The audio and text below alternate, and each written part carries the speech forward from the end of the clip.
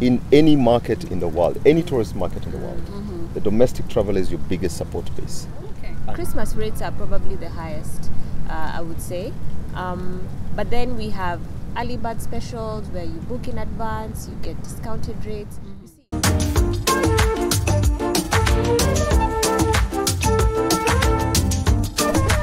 Hello and welcome. My name is Joy. We're currently in Diani, which is in Kwale County in coastal Kenya, and would like to talk about tourism and hospitality and how differently this sector is going to be, of course, in the new normal. The pandemic happened at the beginning of December in Wuhan, China, and then it spread to the rest of the world. In Kenya, you know, this all started, the directives came into force in March, and from that point on the airports were closed, just like it happened in other African countries. And so would like to have a conversation with two very important guests who play a huge role in moving the hospitality and tourism sector in coastal Kenya forward. Jeff Mukolwe, who is the General Manager at Swahili Beach Resort. Joan Ndung'u, who is the Residences Manager at Leopard Beach Resort. So yeah, gentlemen and lady, it's good to have you on this conversation. I feel like, you know, living around Diani is just like waking up to a peaceful setup every day.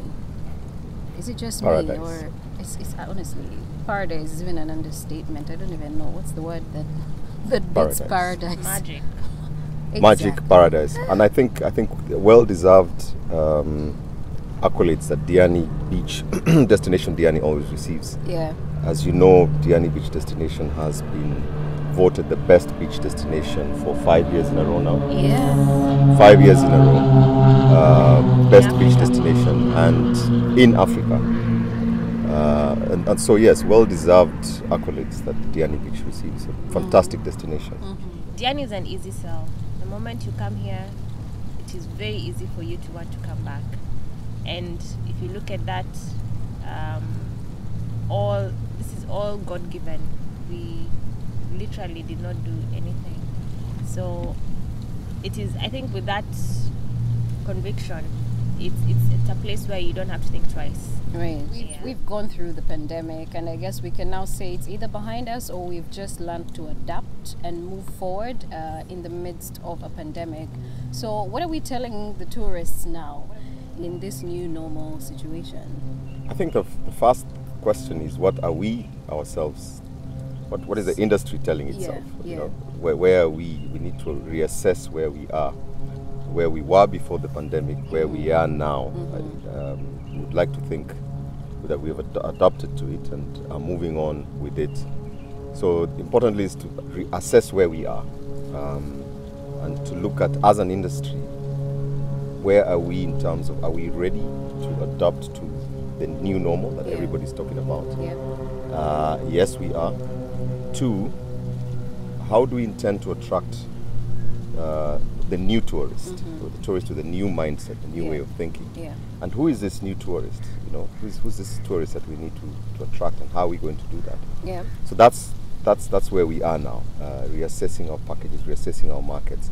And like the Minister of Tourism, C.S. Balala, said, domestic tourism is the next big thing for us.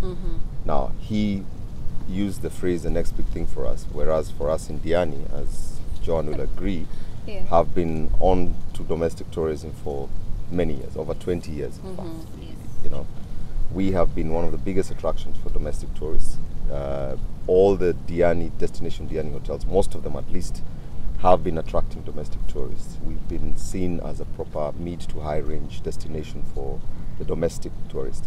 And we took it a step further and went regional. So for that market, we've been ready for it for ages. We've been attracting that market for ages. Okay. Do you think that the industry has been supportive enough to the players in regard to changing the strategies for the tourism sector to be able to accommodate all kinds of tourists, all ages, wherever they're from? I would say there's a moderate effort. You'll find that our industry is private sector dominated. Yeah. So then again, the government would come in terms of policy and regulation. I would say there's moderate effort, but I would also go back to the private sector and say they have also done their own initiatives to try and put themselves out there and to curate experiences that would generally appeal to a selection of tourists, both domestic and international. Yes. In today's tourism sector, in today's hospitality sector, we're dealing with a lot of impulse people. They make decisions just on a Friday and they want to travel on a Saturday. Yes. And then, they're expecting to get the right kind of offers even on such short notice. Yes. How has that changed the way you are dealing with today's tourists, Jeff? I think, well, we used to joke about this a few years ago and say, the domestic tourist is very impulsive and makes very last-minute decision. Although that changed, that has been changing over the years. I can tell you already that for December this year, we had already started receiving bookings from the domestic market as early as January. True. Oh, wow. But the interesting part about being adaptable to the trends and being adaptable to the characteristics of your market is to understand that and be ready for it. I don't think any last-minute decision maker would find it difficult to find a good package or place to stay. So we've been doing that. There's obviously fundamental differences between the foreign tourist and the domestic or regional tourist. Foreign tourists will make plans to travel months, and even 12 months in advance. Absolutely, yeah.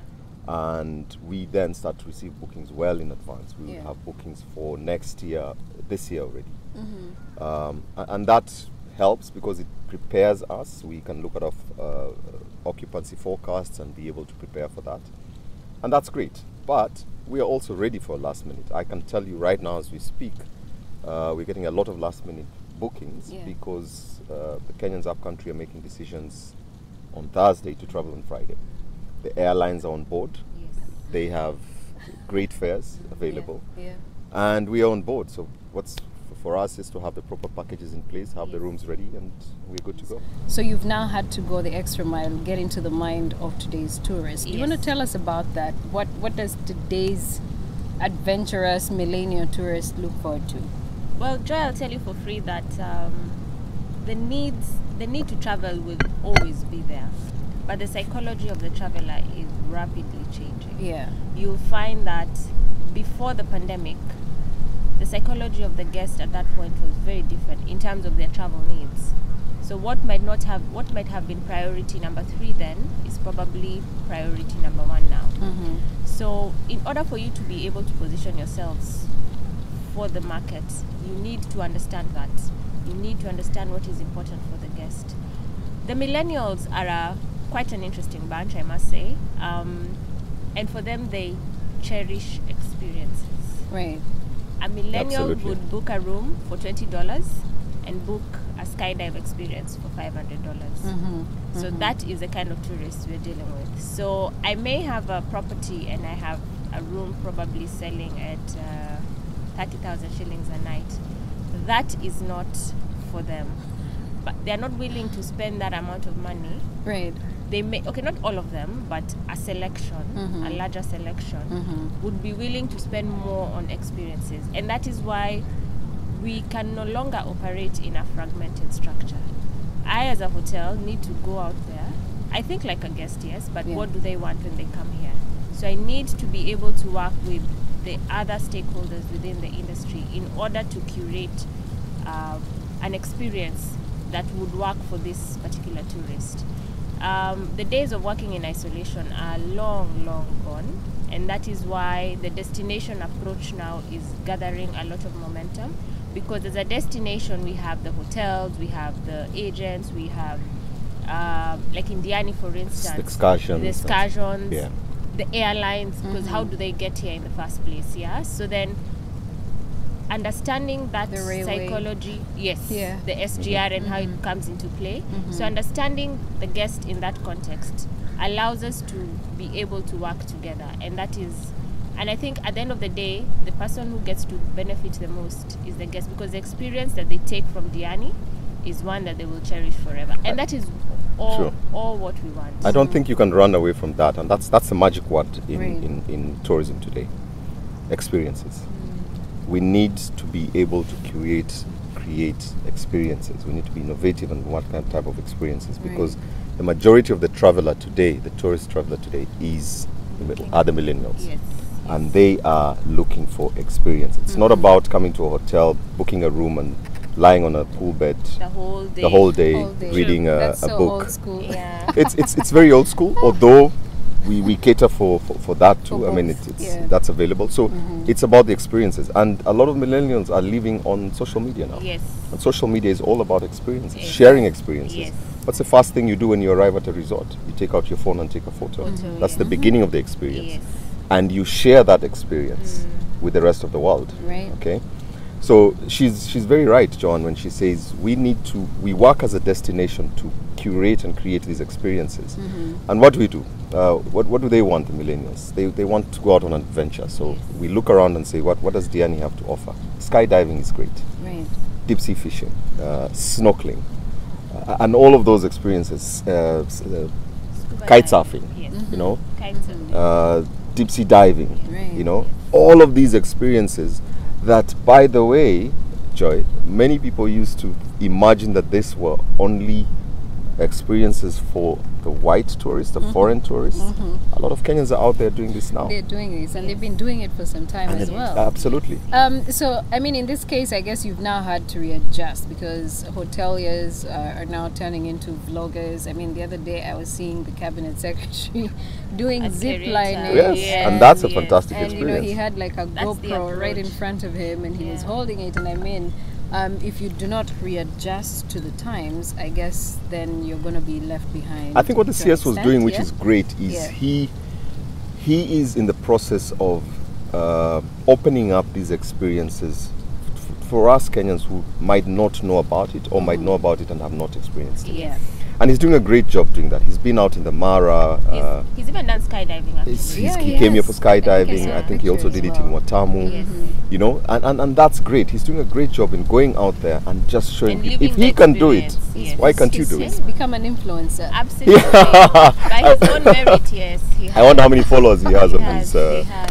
Right. But Okay. you're right. And if you're it right. comes from someone like him, then you imagine the level of influence it would be for even Yes. anyone, because that happens is it breaks a lot of barriers, age barriers, the domestic Class human- barriers, exactly, and that's- class yes. barriers. So it is actually quite it's a very strategic approach Yeah. in terms of opening up. Yeah, the it's local great to see CS experiences. Balala doing that. I think Yeah, that was yeah. that's the greatest We'll marketing we applaud can him, get. yes. All right. True. Well, I guess are we gonna see you guys as well doing the same stuff? Absolutely. You know, following the I've example been of last year. I Balala. went skydiving.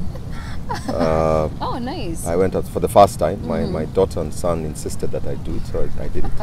Came all the way down screaming, but I had my GoPro. I have the video I need hidden that in my video. safe I in need my that office. video for sure. And that's the thing, because Yes. you can't create an experience that you haven't experienced yourself. Yeah. Yeah, so we all go out on experiences, and we Absolutely. sell it better when we experience I it. mean, I've seen Joan as well doing all the beach walks and the swimming. Yeah. I mean, she wakes up to all of this goodness. I guess now you're going to have to go the extra mile and be like, hey guys, Yes. this is welcome me. to my you know. blog. Yes. Welcome to my I channel. can't wait. I can't wait. But you know, the tourism and hospitality industry, of course, has also been having certain strategies that in some ways have not worked, in some ways it has worked. So is it fair to ask or to even say that there must be a missing link right now in taking tourism forward? Because now that you know the different categories of tourists that come from both domestically and also outside of Kenya, where is the missing link? How exactly do we bring more numbers from around Africa into Kenya to experience the goodness? Like, you tend to wonder, where is the missing link, you know? I think it's probably one of the ways is how we tell the story, Yeah. how we tell the Kenya story. The Kenya story has traditionally been beach and bush. Come to Yeah. Kenya, go to the Masai Mara, go to the beach, and go back home. You know, that has been the story, and unfortunately, we've told that story repeatedly. That it's become it's old and boring now. Yeah. So it's how we tell the story. And just like we were talking about a few minutes ago, CS Balala going zip lining, we're talking about skydiving and so on. That's another way of telling the story and adopting to the new ways of telling the story. Right. Using social media quite a bit and so on. But you mentioned something which is equally important here, that the regional tourist, we're talking about attracting the domestic tourist. I think as Diani we're doing a good job, but we have let ourselves down in terms of how we attract the regional tourist. Yeah. How we get the Ugandans, the Rwandese who live in landlocked countries coming down to our beaches. They have the wildlife, the Tanzanians, the Nigerians, the Ethiopians and so on. And the missing link here, without sounding too critical towards the government, especially the ministry, is generally how we allow access. We talked about visas. I think the first access is allowing the regional markets to be able to access Kenya easily. Right? There's not a big difference between a Ugandan and a Kenyan, or an Ethiopian and a Kenyan. We are all adventurous. We all want to travel. We all, a big majority of the market is a younger market. Wants to travel, has disposable income to travel. So there's not a big difference. But how do I get here if I live in Lagos, or live in Addis, or live in Kampala? Okay, that's opening up the skies and opening up access for me is a big missing link. So how we tell the story about Kenya and how we allow access into this market. Yeah. Okay. Someone did mention, the ticket pricing and said that could also be one of the reasons as to why we get all of these issues. Have there been talks between the hospitality industry or sector and the aviation sector just to figure out how ticket pricing can be subsidized for those young travelers who cannot really on an impulse thinking say, this weekend I would like to go to Diani, but if I look at the ticket fares, they're quite pricey. Yeah, so have they been able to accommodate all of that, or that's like a whole other conversation? In fairness to the airlines, in fairness to the airlines and having conversations with some of the aviation industry players, in fairness to them, the ticket prices are, the price of your ticket to travel to Diani, whether it's from Nairobi, from Addis to Mombasa and so on, is dominated by the taxes. It's dominated by taxes. And this is where government comes in. I mean, if we are able to reduce fares by reducing the taxes, reducing landing fees, and parking fees and so on, then automatically the fares come down. Don't forget the aviation industry is in business. And they want to fill their seats. Absolutely. Okay, they're not in the business of pricing themselves out of the market. Exactly, So they would definitely come to the party, okay, if the taxes that they have to deal with were reduced. I don't know about the price of the fuel that they use, but that could be another factor. And they're very willing to have fares. I mean, I applaud the airlines flying into Diani Airport. The fares are fantastic fares right now, and I'm sure they're subsidizing them because the taxes are still as high as they should be. Right. Maybe we should also delve a little into the workforce as well. The workforce today is the workforce that has been bred, in the old system. How are you as hoteliers now bring them up to speed and saying, this is changing? Today's tourist wants to eat on the go. Can you pack their lunch as they go? I do not know, walking on the beach or stuff like that. Like, there's a lot that's changing, and maybe that could also tie into the education system at those higher levels of learning. Have you been able, say, because let's use an example of the telecom industry. The telecom industry has gone ahead and gone to these universities and said, these are the kind of graduates that we want. So by the time they're done with their 3-year, 4-year course, this is how we expect them to be before we can even start scratching off the rusty areas for them to understand what is required of them. Have you as hoteliers done the same thing with some of these courses that are attached to tourism and hospitality and said, at the end of the 4 years, this is how we expect your tourism graduates to look like, because this is what the labor market demands from them? How has that conversation been going, Joan? There has been relative engagement, but there's still a long way to go. And this cuts across leadership, both at industry level and even at government level. What I would say is, at industry level, we really need to catch up in terms of being able to create a conducive environment for what I would call creatives of the industry. It's happening. At least now you'd walking into properties, you'd interact with agents who are literally millennial age group, and these are the ones now coming up with these very creative experiences, which have been born from what they would want to do, and hence this is what the market needs. So yes, there has been a gap. I think on a day-to-day basis we engage and try and see how to fill that gap, but I would also challenge the leadership in the industry, because I think at some point it got to a point where they didn't understand this particular age group, and there may be gaps in the curriculum, but there's also a percentage of these students who are really, really passionate about the industry. So they would just need a conducive environment to work, and their ideas to be accommodated, for them to feel they're actually adding value. And that is just it, and it will be tick and go. So one of the questions I always ask, excuse me, is why is this industry still attractive? I mean, when you were joining the industry, it was attractive, you wanted. When I was joining, it was, well, great, I want to join the hospitality industry, the tourism industry. Is it still attractive? And if not, why not? And I like to use my daughter, who's just completed her O-levels last year, looking to go into college, and she wouldn't want to join this industry. It's not attractive anymore. So we need to ask the question, why isn't it attractive? And find answers to that, and what needs to be done, either by industry players in conjunction with government, to make this a lot more attractive. But one industry within this industry one sector within this industry that has done a good job doing that and making it attractive is the restaurant industry.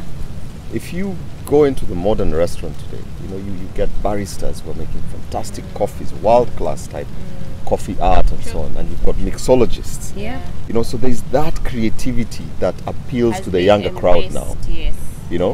And hotels just need to catch up. The whole idea of serving you a cup of tea and walking away is not what people want these days. It's not exciting. It's not exciting. We need to make this. They can do it themselves anyway. We need to make this industry exciting. And then, like Joy was saying, we also then need to go to the colleges and universities and demand that this is what we want in terms of the class, and assist them by either being involved in setting the curriculums, or being involved in the trainings that they set up, and so on.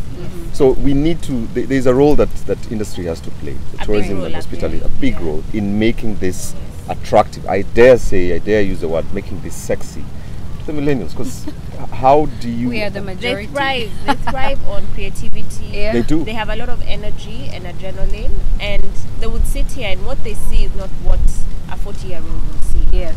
So it's like how you'd give them a glass and a bottle of water, and how they would do it and how somebody else would do it is very totally different. And they thrive in excitement. That's why they are spontaneous. They are very sporadic. They'll wake up today and tell you, I quit my job over text message, but that's how they thrive, that's how they operate. So I think us as an industry, being able to understand their psychology and how they work. Previously it used to be we try and push them to do what we want to do. Yes. But then again, I don't know if people have looked at what are they doing and how do we adapt it to the industry. And once we do that, we will take ourselves to the next level. And unfortunately the colleges are not, right now you go into college, I don't think there's any difference in what they're learning in college today. If you're taking up an hospitality or tourism course, in what I learned 20, 30 years ago. And that's sad because this industry is evolving. It is second to the tech industry. This is one of the industries that is really it has capacity to totally change an economy. True. Because today you set up a hotel, you employ 300 people instantly. So I feel like there's that, and I feel like with the Kenyan setup, when we look back with the old tourist and the old tourist products, the bush and beach, we didn't really have an issue with getting people to come to Kenya. Right. Kenya was on everyone's bucket list. I want to go to Kenya. I want to do a safari. Yeah. So as the institutions were training the people to come work in the industries, they were training them in a way that, okay, we need manpower. We need people to go there and run those hotels. We need people to cook. We need people to make beds, which is fine. Right. Because that is the basic minimum. But I think we forgot. It got to a point where we didn't have the luxury of these tourists anymore. We didn't have the charter flights coming into Mombasa, about 20 of them in a day. We didn't have that. Yeah. So we had to find ways to attract this tourist. So this comes from the products, and that thinking had to change. That as opposed to being in a space where I am supposed to service this guest, I need to think beyond that. I need to first bring in that guest, then I can be able to take care of them in my space. Yeah. And over time, that gap has not been filled because the competition has risen to the occasion.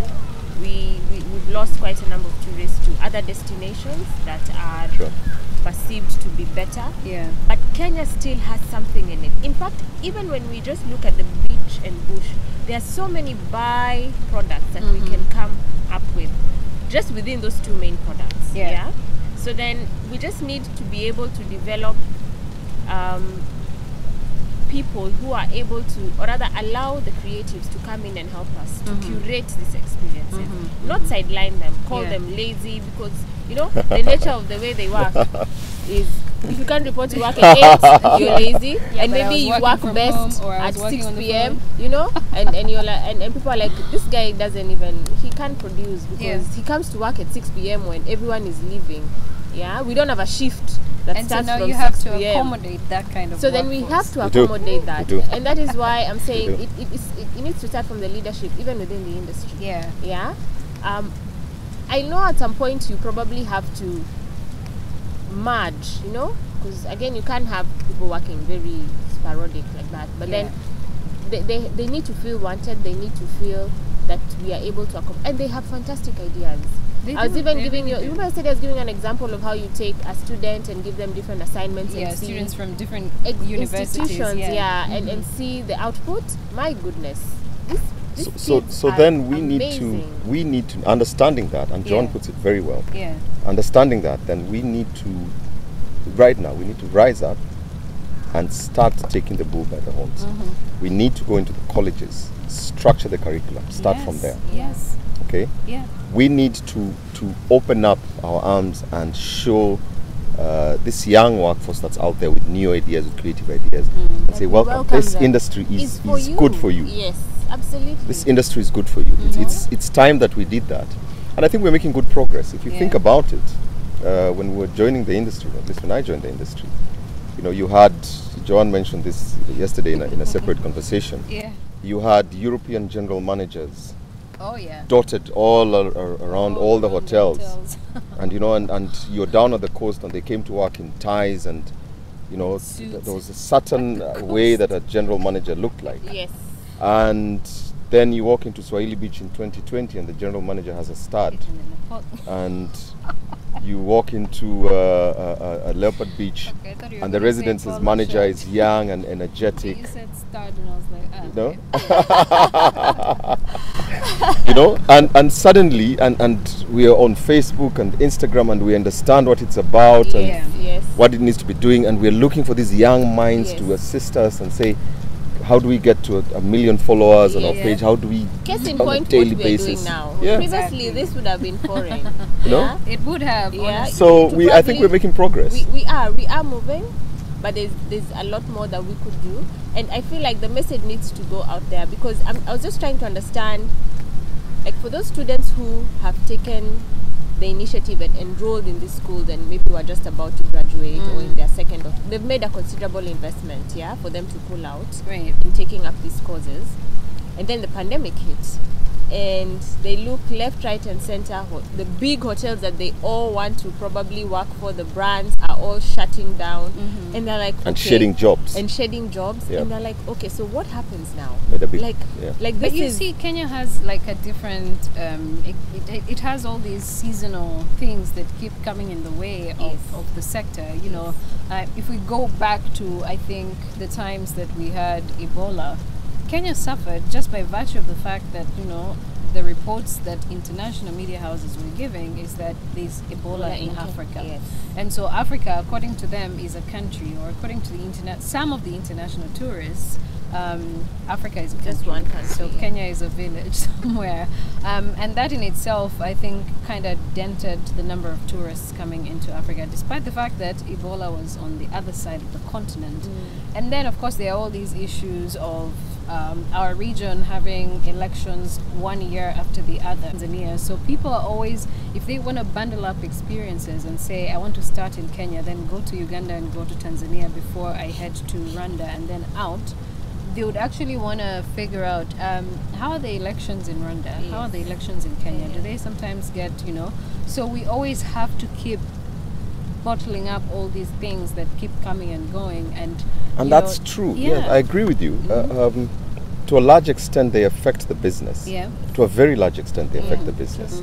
You know, and this is we've been grappling with this forever. I mean, every time Kenya has had elections, we lose tourists, and we lose 2 years because you lose, you know, profitability on that year, on the election year. And then actually, it starts the year before because that's when the campaigns start. Our campaigns are noisy. And then the election year itself, and the year after that, as everything is settling down. So 3 years, you're basically just fighting to get business in, convince people to come in.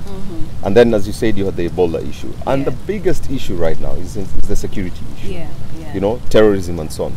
But the interesting part about the modern traveler and the modern tourist is that, and the interesting thing about a lot of this that we're talking about is it's now happening, especially terrorism, insecurity. It's happening all over the world. Yes, it's a global So threat. it doesn't stop you. I remember we went to France a few months after the Charlie Hebdo attacks. Okay, and none of us were thinking, well, we won't go to France. France still had a huge number of tourists. And the modern traveler today is yes, they're worried about security and worried about disease and so on. But I can tell you one thing, people are no longer taking this. Very now a seriously. globalized It's a globalized thing. Facing the same challenges. You could be in London tomorrow shopping on Oxford Street, and there's a knife attack, you know, 2 meters away from you. Does that stop people from going there? So I think Africa has begun to be seen as, well, there's really what nothing. What they're facing is now what everybody's facing that. Everywhere. Having said that, though, I still think we need to moderate a lot of this and manage it a bit better. I think our elections should be managed a lot better. We were the first industry to start agitating. I remember when we were agitating for the constitutional change and we're giving ideas, we said, take out the elections from December. That's our peak season. And put them in throw it any other time of the year, but take it out of December. And the elections are in August now. So that's great. That helps. Okay. So, but we are making progress there. But I think we need to start to moderate a lot of these things. How we manage the information that goes out. You know, every bit of insecurity, and you guys have a role to play. In how you disseminate this story. All right. That not every insecurity incident, not every incident is a story. Not every man biting a dog is a story. You know. And you know, our industry is so vulnerable, and utterance can cost you a lot in terms of traffic flow to your country.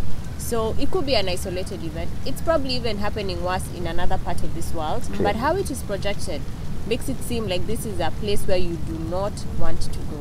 So I think that has to change, and the media has a very, very big role. Absolutely.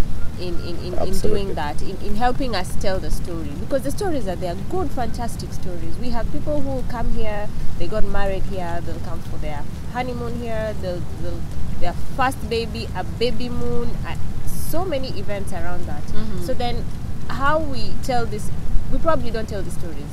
What we tell is on the negative, which now needs to change in order to help us sort of manage that. And what whole better time for Right. it than now? Then now, as we bring this to a close, what would you like to say to that potential domestic tourist who wants to come but they don't know where to start? Because when they hear you have to go through a travel agent, they're like, I think that's going to be a long way.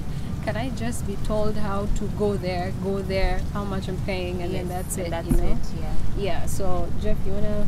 Well, we've been, the industry, especially the tourism industry in Kenya, has been accused of price strategies and price structures that are a deterrent to the domestic tourists to travel.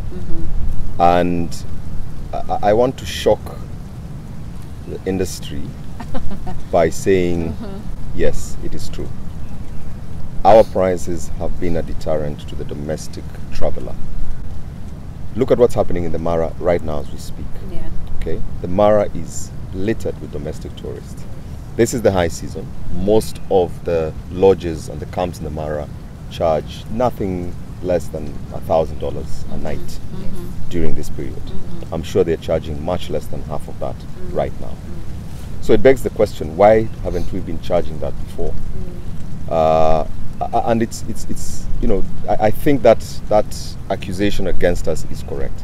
However, from the standpoint of a manager who runs a 140-room establishment, 350 staff, 4 restaurants and so on, in an establishment like Swahili Beach, a lot of our pricing structures are not geared towards super profits.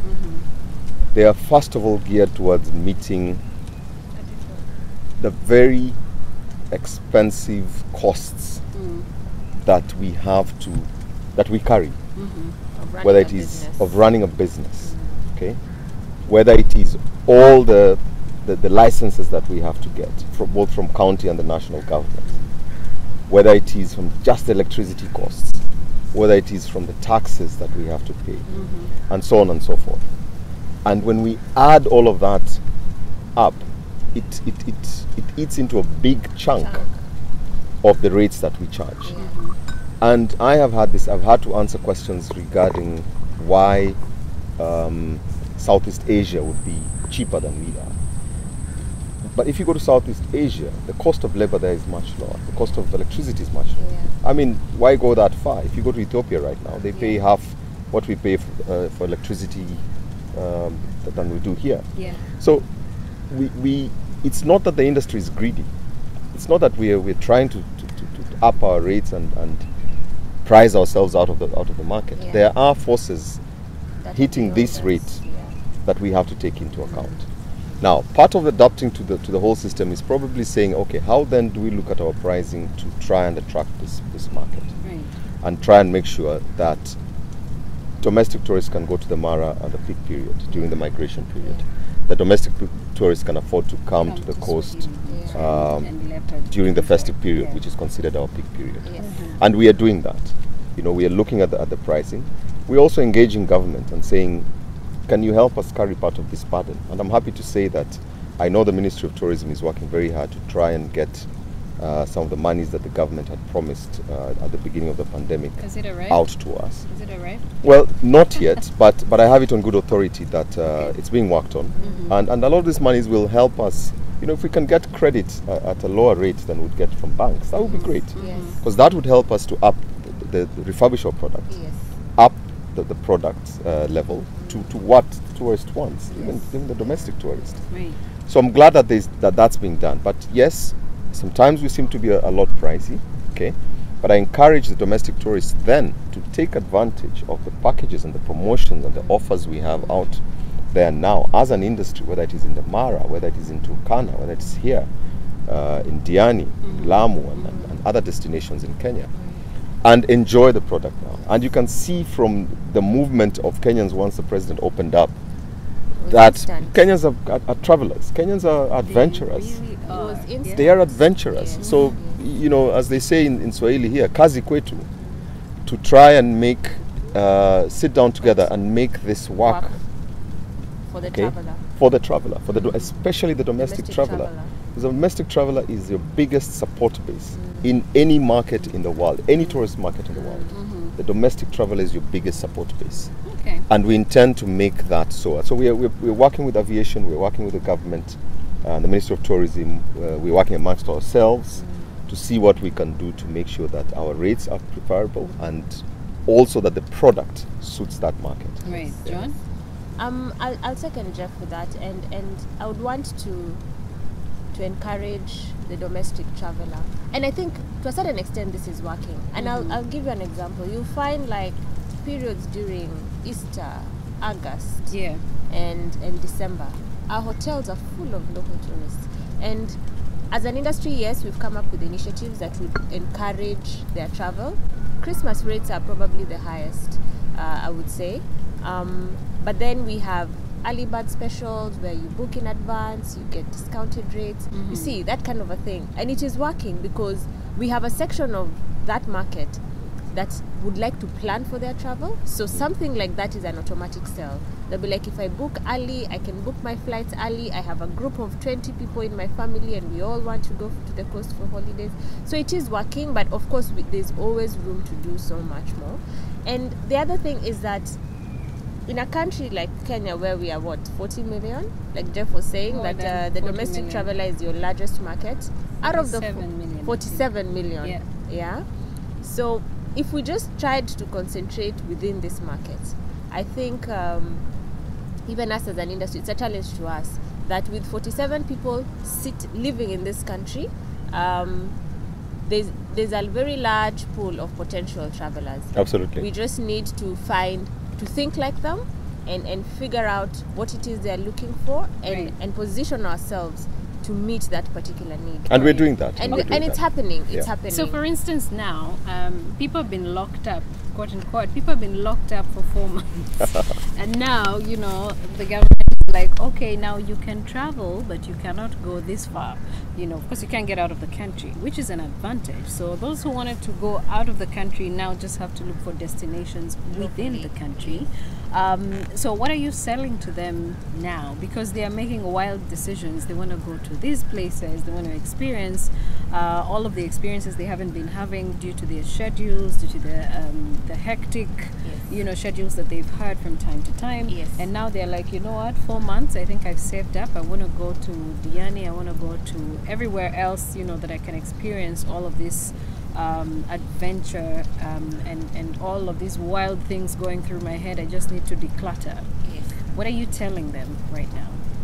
Well, for us as Leopard Beach, we have always been very we're actually quite popular within the domestic market. We began investing in this market about 15 years ago. We specifically set up an office in Nairobi to just try and understand this market, to interact with the different distribution channels in order to just tap into this particular market. So we saw the potential way back, and we are happy because the market has been very receptive, and we have potentially weathered the gloomy storms from the support from this particular market. So even for us at this point, it is more of a thank you to the market, in terms of thank you for supporting us. This is your property, this is your beach, please come and visit. And we have different packages. We have, for those who are wanting, those who've been sent home and they have to work from home and until probably December. I know specifically of a few people who are in that kind of setup. We have something for those. The longer you stay, the cheaper it is per night. And you get a different space to who wouldn't want to work in front of this lovely beach. I mean, like it's a super incentive, and even the staff motivation at that level is very high, so there's that. For those who are looking to do last minute travel, we are also very accommodating from our pricing to being able to take on their bookings last minute. We also have staycations, because people were held up, for lack of a better word, in their homes, and they want to go out and mingle with their friends and create, you know, just break down the whole socialize. Pandemic fatigue. So then there's a lot of group travel happening now, or a setup like that would be perfect for that kind of a retreat. It's also good that a lot of the first instance, because you mentioned that people are locked up or locked down. In the first instance, the first thing that anybody wanted was just to get away. Whether it's get away from the city, get away from this lockdown, lock-up scenario that I'm in, and just fatigue, and just get away and breathe. And lucky for us, the first place you'd want to do that is on the Kenyan coast. On the beach, you know, before you start thinking about adventure in the Mara and so on. It's just a question of, I want to go out and relax and take a break. And we opened, Swahili Beach opened two months ago. We made the decision to open way before and said, we open, we know that people want to come. And our first customers were basically just want to relax. I want to get away and just relax. And we've been very successful at attracting that. And the Diani beach has been very successful in attracting that kind of a market. Going forward, of course, we shall have to adapt to the needs, what's coming up, the kids at home with their families. What do they want? Nobody knows when the kids are going back to school. But in the first instance, right now as we speak, a lot of your domestic traveler is just wanting to get away. Right? And we are ready for that. We are possibly the best destination for that. Right. All right. Ladies and gentlemen, thank you so much, Jeff and John, for this conversation. I believe if you are a domestic tourist like myself, you'd want to come and experience what's happening down here in Kwale, in Diani Beach, to be specific. You don't have to be an international tourist to come down here. I think that you can do it on a budget and you can experience the best out of here. So come to Diani Beach. Thanks for watching, guys. Until the next one, bye-bye. Thank you. Thank you.